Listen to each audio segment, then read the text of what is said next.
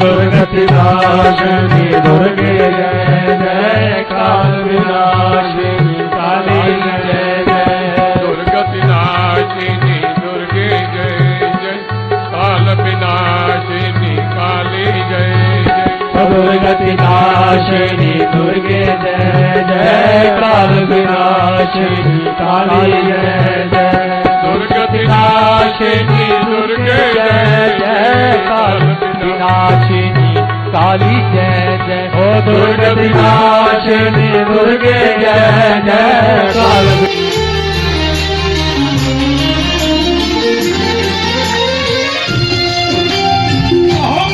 जिसका भाव जगह वो नृत्य भी कर सकता है, तालियां तो बजाते रहिएगा। भावना की ज्योत को जगा के देखिए, भावना की ज्योत को जगा के देखिए, बोलती है मूर्ति बुला के देखिए, हाँ बोलती है मूर्ति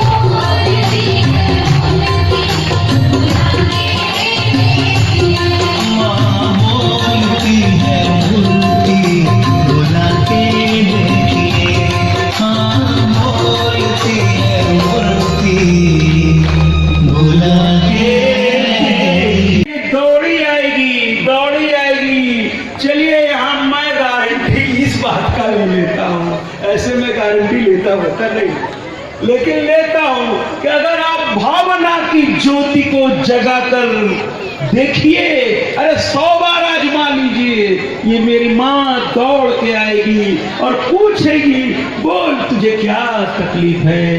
भावना की ज्योति, मेरी माँ से जुड़ जाइए, बाकी वो सब कुछ आपके लिए जोड़ देगी। आप मेरी माँ से जुड़ जाइए, मेरी माँ से जुड़ जाइए, मेरी माँ से जुड़ जाइए। तो कहने का तात्पर्य, एक जोरदार तालियां हो जाएं इस गीत के लिए। तो मित्रों, सभी आदरणीयों को फिर से मेरा प्रणाम। आगे की कथा को हम लोग थोड़ा बढ़ाते हैं और आज डॉक्टर साहब का बहुत बहुत धन्यवाद। उन्होंने मुझसे कहा है कि आज आखिरी दिन है और माँ की भक्तों की भारी भीड़ है, तो आपकी भावनाओं का सम्मान करते हुए डॉक्टर साहब ने खुद मुझसे निवेदन कर दिया है कि आज की कथा 10 बजे तक चलने दीजिए और माँ की कथा में आज डूब जाने दीजिए। कल से पता नहीं क्या होगा। वो चलते समय गीत, आज जो कर्मकांडी आचार्य हैं वो आप लोगों से कह के गए हैं, आज वो थोड़ा चले गए हैं, है ना। मैं चुपके से बता दे रहा हूँ, ऐसे उन्होंने कहा था किसी को मत बताइएगा, लेकिन ये पता नहीं क्यों हमारे पेट में ये बात पच नहीं रही है कि उनको लड़की वाले देखने आ रहे हैं, इसलिए वो गए हैं। और हमने कहा पहले बताए होते पंडित जी, कथवा अथवा छोड़ के आपके साथ लड्डू खाने चल देते। पंडितों से मेरा बड़ा लगाव रहता है, वो सब मेरे एक तरह से सहायक हैं वो लोग। तो कहने लगे महाराज जी इजाजत दीजिए। अरे हम कहे हम विलन थोड़ी बनेंगे, आप जाओ, भगवान करे पसंद आ जाओ और आपका गठजोड़ हो जाए, क्योंकि एक दुखी व्यक्ति दूसरे को सुखी नहीं देख पाता। शादीशुदा की यही इच्छा होती कि इसकी भी सदिया हो जाए तो समझ में आ जाए कि लड्डू कैसा है।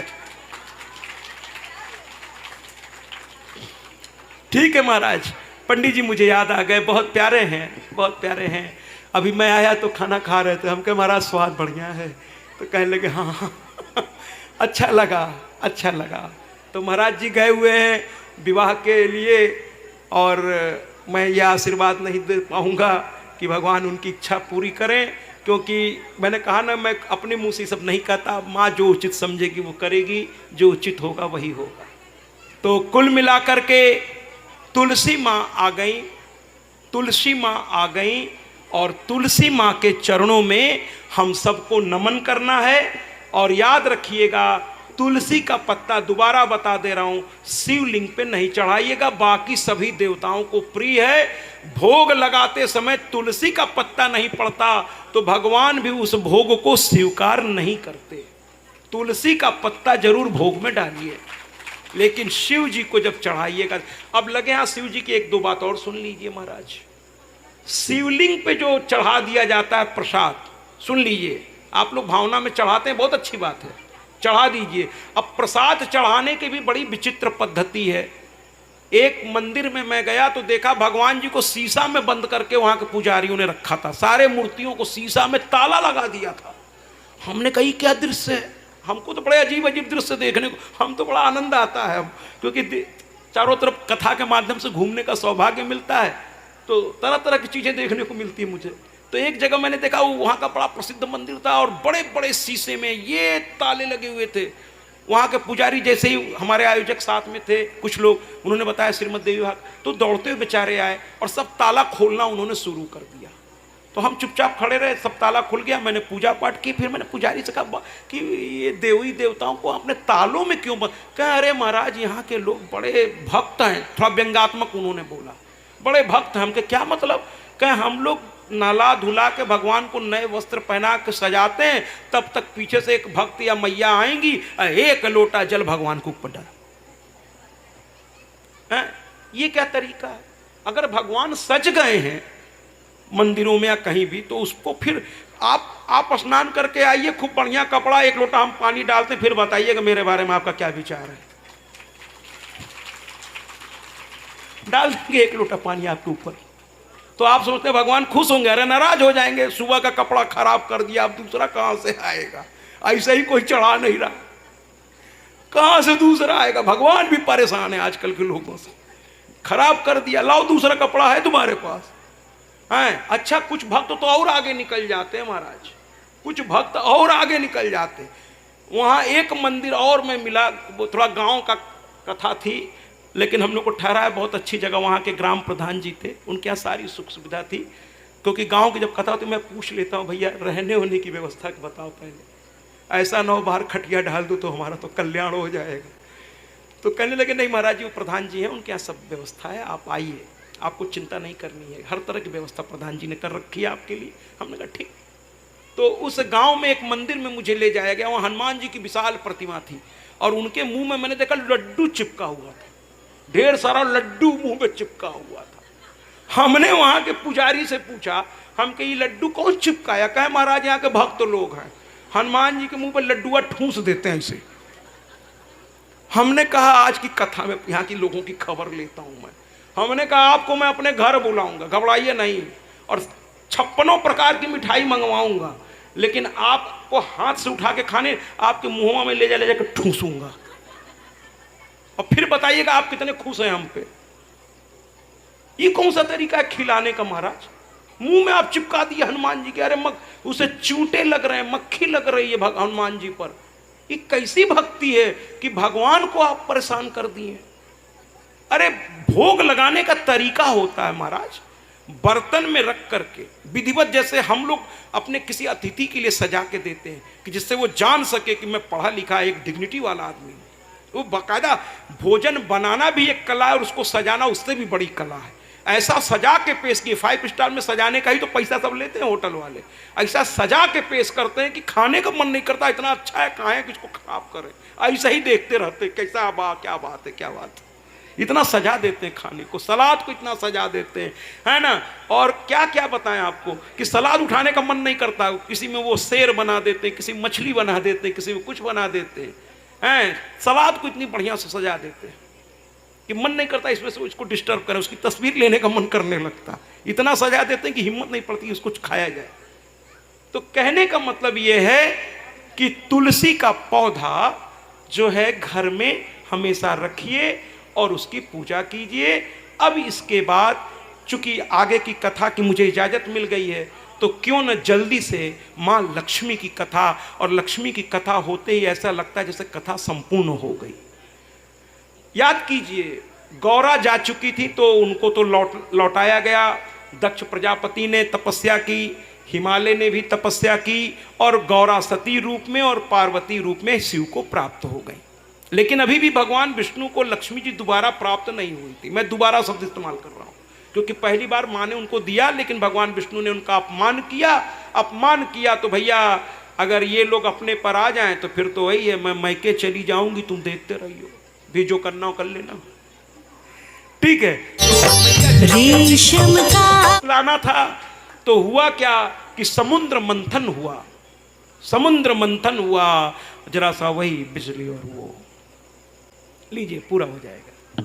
समुद्र मंथन हो रहा, एक कक्षप के ऊपर वो सुमेरु पर्वत की शिखर रखी गई, नजदीक जाके बताओ भैया, ऐसे नहीं सुनी, शिखर रखी गई और वासुकी नाग को रस्सी बनाया गया। राक्षस और देवता दोनों मिलकर के ये मंथन किए कि अमृत निकालना है, और राक्षसों से कहा गया कि पूंछ पकड़ोगे कि सर, लेकिन अहंकारी व्यक्ति देखिए समझता कम है, उसने कहा नहीं पूंछ काहे पकड़ेंगे, हम किसी का पैर वैर नहीं पकड़ते, हमको तो सर दे दो। वो तो बाद में पता चला क्या हुआ, जब वो रगड़ खाने लगे वासुकी तो उनके मुख से ले जहर। अब गर्मी के मारे सब परेशान, कहे पूछवे ठीक था। अरे पैर में रहना ज्यादा अच्छा है भैया, वहां प्यार भी मिलेगा, सब कुछ मिलेगा, लेकिन किसी के मुंह के सामने जाएंगे तो दुत्कार भी मिल सकता है। इसलिए पैरों पे रहिए ना, अपने बड़ों के पैरों पे रहिए, प्यार मिलेगा, आशीर्वाद भी मिल जाएगा।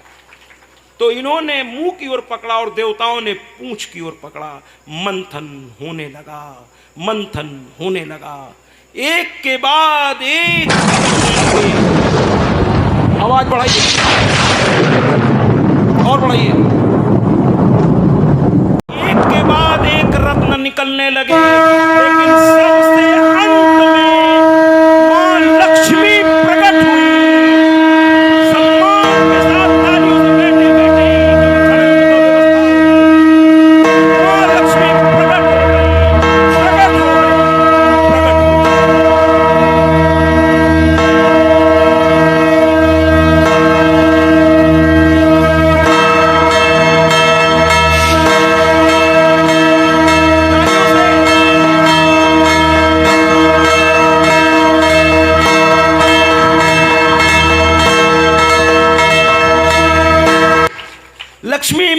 की, लक्ष्मी मैया की, लक्ष्मी मैया की। माँ ने बरमाला लिया हुआ था हाथ में और चारों ओर देखने लगी। ऋषियों ने कहा माँ मेरे पास आ जाओ, तो कहने लगी तुम तो सन्यासी हो, तुम्हारे पास आके क्या करूंगी। फिर गृहस्थों ने कहा माँ मेरे पास आ जाओ। माँ ने कहा तुम्हारे पास चली जाऊंगी तो तुम दुरुपयोग करने लगोगे, ज्यादा पा जाओगे तो दुरुपयोग करोगे, इसलिए तुम्हारे पास भी नहीं आऊंगी। महादेव ने कहा मेरे पास आ जाओ माँ। माँ रूप में सब बुला रहे हैं, माँ मेरे पास आ जाओ। माँ कहने लगी अरे तुम तो समाधि में रहते हो, गौरा ही काफी है, मैं क्या करूंगी आकर। तो सबने कहा मेरे पास आ जाओ, मेरे पास आ जाओ, मेरे। लेकिन एक व्यक्ति था जो शांति से खड़ा, शांताकारम भुजग शयनम पद्मनाभम सुरेशम विश्वाधारम गगन सदृशम मेघ वर्णम। कहने का मतलब शांति से खड़ा मुस्कुरा रहा था, चतुर्भुज स्वरूप था उसका। माँ ने कहा अरे मेरा जन्म जन्म का मेरा इनका साथ है, ये आज का नहीं है, ये तो माँ जगत जननी की कृपा से बना हुआ है। और क्या बना हुआ है? लक्ष्मी नारायण। जहां नारायण वहीं लक्ष्मी, और जहां लक्ष्मी वहीं नारायण, इसलिए लक्ष्मी नारायण। ओम श्री लक्ष्मी नारायणाय नमः। लक्ष्मी नारायण प्रणाम करते हैं हम माँ को और अपने इस परम पिता को। आप हम दोनों को, हम सब को आशीर्वाद आप दोनों दीजिए, हमारे हमारे कर्म के अनुसार, हमारे हमारे भाव के अनुसार। जय माता की जय। तो इस तरीके से लक्ष्मी नारायण की भी कथा पूरी हुई, तुलसी की भी कथा पूरी हो गई, स्वाहा देवी की भी पूरी हो गई, स्वधा देवी की भी पूरी हो गई। इसलिए अब हम थोड़ा सा कथा में आगे बढ़ते हैं, क्योंकि डॉक्टर साहब ने कहा है और सभी भक्त सुनना भी चाह रहे हैं, और आज आखिरी दिन है, एक और कथा हम लोग उठाते हैं। बहुत ही प्यारी कथा है दुर्गा माँ का। माँ दुर्गा, तालियों से स्वागत करिए। कहते हैं ना माँ अनेक हैं, उनकी कथा भी अनंत है। इसलिए आज इस कथा को भी शुरू करने से पहले क्यों ना एक गीत हो जाए और माँ के रूप को मैं बता दूं, कभी काली बन के, कभी दुर्गा बन के, कभी काली। अच्छा, यहाँ बिहार के लोगों की मात्रा, कितने लोग बिहार के हैं, भोजपुर के? काफ़ी मात्रा है, काफ़ी मात्रा है। तो इसी गीत को भोजपुरी में भी एक गायक ने गाया है। मैं ऐसे क्षेत्रों के लिए इस गीत को, गीत वही है लेकिन वो भोजपुरी में तो आपको बड़ा अपना सा लगेगा। तो आइए भोजपुरी में, और सब लोग उठ करके, थोड़ा सभी लोग नहीं, जो नृत्य करना चाहें, अगर इस गाने पे नृत्य नहीं हुआ तो फिर किस गाने पर होगा। कभी काली बन के, कभी दुर्गा बन के चली आना, मैया जी मेरे घर चली आना। आज माँ को अपने घर बुला के मानेंगे। कब दुर्गा बने के, कब काली नृत्य करना उठ के कर सकता है। रक्षा हाँ भैया, करी मैया जी जाते जाते रक्षा दुखी मत करो, उठाओ। कब दुर्गा बने उठाइए। रक्षा करी मैया जी रक्षा करी। बोलो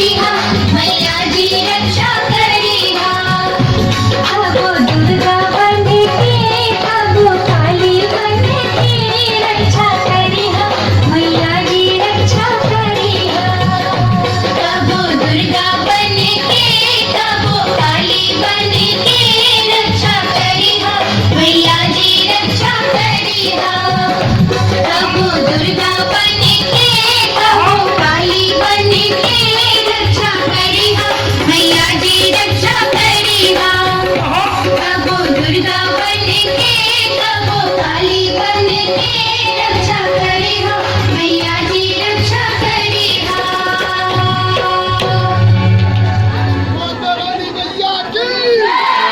जयकारा शेरा वाली दा बोल साचे दरबार की। कृपया स्थान ग्रहण करें।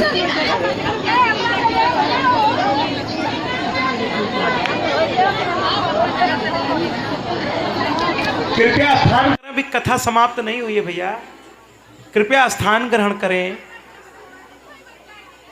कृपया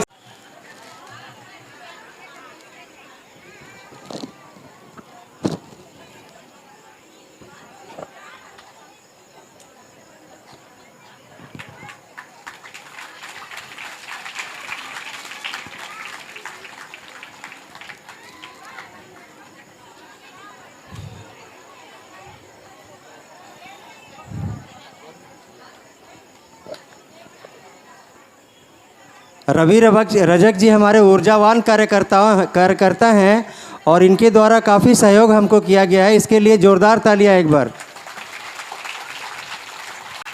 धन्यवाद। आइए, एक दुर्गम नाम का राक्षस था। दुर्गम,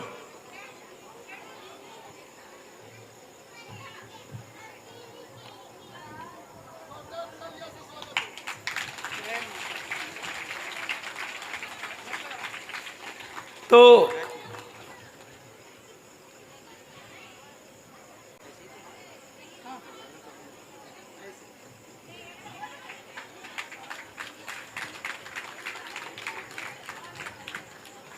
थोड़ा सा कथा को अब आगे बढ़ाएं क्योंकि अब समय की एक मर्यादा है। तो दुर्गम दैत्य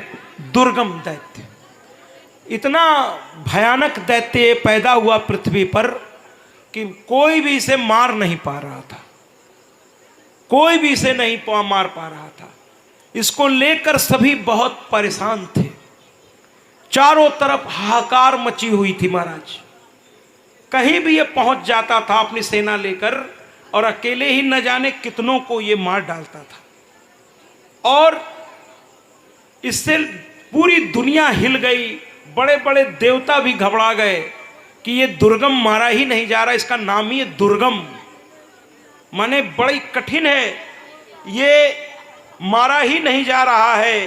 तो ऐसे में अब क्या किया जाए? सब लोगों ने भगवानों से प्रार्थना की। भगवान ब्रह्मा जी के पास, पहले इंद्र के पास गए, फिर इंद्र जो है लेकर के उन्हें ब्रह्मा के पास गए।